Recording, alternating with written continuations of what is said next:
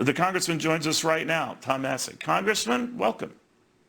Hey, thanks for having me on, Neil. You know, if Pelosi just considered me a nuisance, I would be offended, but she called me a dangerous nuisance. So that gives me some credibility, I hope. And I don't think I should be thrown out of the party. I represent the planks of the Republican platform more faithfully than any other Republican, virtually any other Republican in Washington, D.C. But let me tell you what got me in hot water this week. I was watching this bill progress through the Senate, and I told my staff I need to know two things: what's in the bill and when are we going to vote on it? And I realized Tuesday night there was a plan in the House just to pass this by unanimous consent.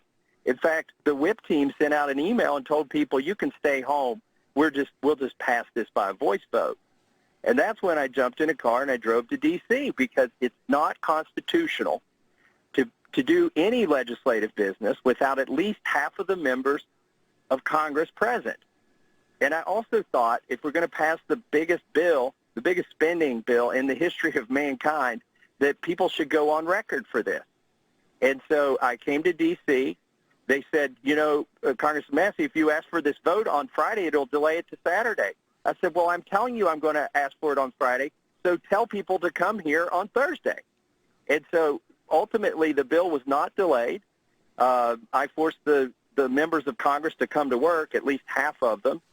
And I sort of joked I was able to make them come to work, but I couldn't make them work because ultimately, even though they got a quorum there, they did something I've never seen in 8 years. They refused to take a recorded vote. And that tells you what this was all about. They're all trying to dodge accountability. Well, I think to a man or woman, they overwhelmingly were supportive of it, even those who were critical of the spending, because they had felt an obligation to do something. Do you feel that given the fact, Congressman, the two House members have already tested positive for the coronavirus, we already have a U.S. Senator recuperating as well, Rand Paul, that you risk their help to make this point? You know, I heard that argument. The ironic thing is the congressmen have their health care paid for by the taxpayers, and it's a pretty good health care package. And what's even more ironic is all of these congressmen expect the truckers to go to work. They expect the grocery store baggers to go to work. They expect the UPS guy to bring their Amazon packages, but they don't think they should have to go to work. I have a problem with that. If this is truly a national emergency and you're being paid $174,000 a year to work and you haven't been to work in 10 days, I think you can go to work for this. And I think it's important that people be on the record. And I think it's important we follow the Constitution. And let me tell you why it's really important to me. Nancy Pelosi has a fourth coronavirus bill planned. They talked about it all day yesterday during the debate.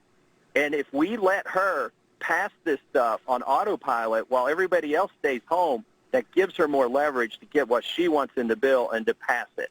So but are you nervous, though, Congressman? But are you nervous, though, that you've already been labeled the most hated man in Washington? I don't know if that's a fair or certainly not a nice rap, but that you've burned a lot of bridges, including with the President of the United States, who seemed to, throw out there the possibility of, pushing a primary challenge for you.